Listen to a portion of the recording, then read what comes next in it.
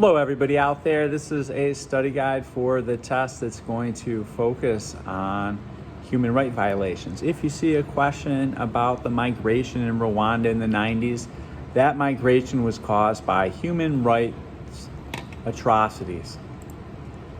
Another topic you may see, you may read a quote and it may say, first they came for the communists, but I was not a communist, so I didn't speak out.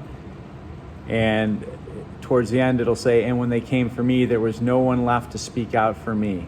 And this quote is referring to events that happened during the Holocaust. Next topic, conflicts in Rwanda in Africa and Darfur in Africa demonstrate that stabilizing effects of ethnic conflict. Another main point is if you see Rwanda, Kosovo, and the Sudan, know that human rights violations happened in all these places. Now, you will see a political cartoon with a young person saying the world stood by while we suffered too, and the people on that side of the barbed wire fence are Jews from the Holocaust, noted by the Star of David and the striped prison uniforms they were wearing, and they're talking to a lady and a child, and it says Darfur, where there has also been human rights violations.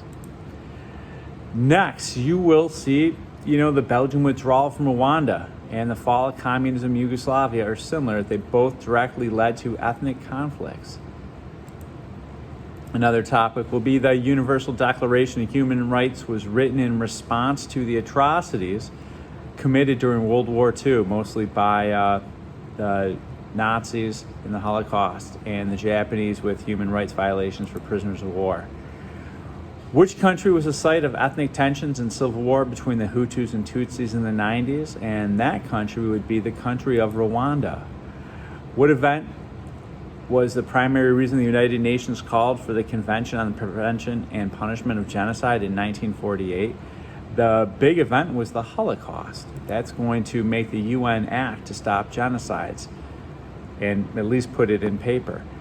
Why did people flee Rwanda in the 1990s? They fled Rwanda because of ethnic conflict. Now, the treatment of untouchables in India, the treatment of Jews during the Holocaust, and the treatment of Chinese students, demonstrators in Tiananmen Square are all examples of human rights violations. Government abusing their people.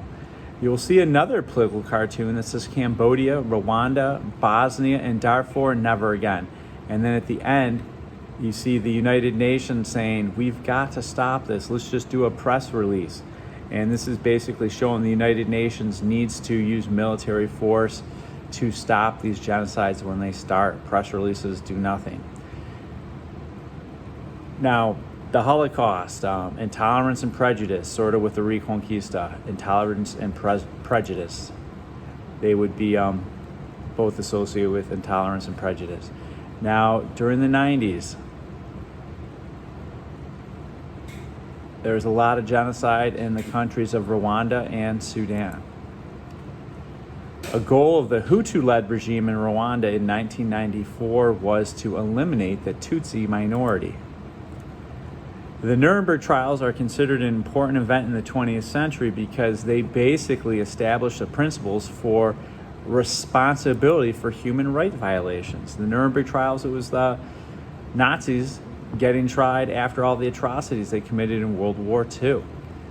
Wherever you see conflicts between the Hutus and Tutsis and other nations, it's going to result in massacres or genocide. Now, the Nazi Holocaust and World War II caused the United Nations to establish a homeland for Jews and rename that Israel. They partitioned Palestine, and in 1948, Israel was given independence as a homeland for Jews.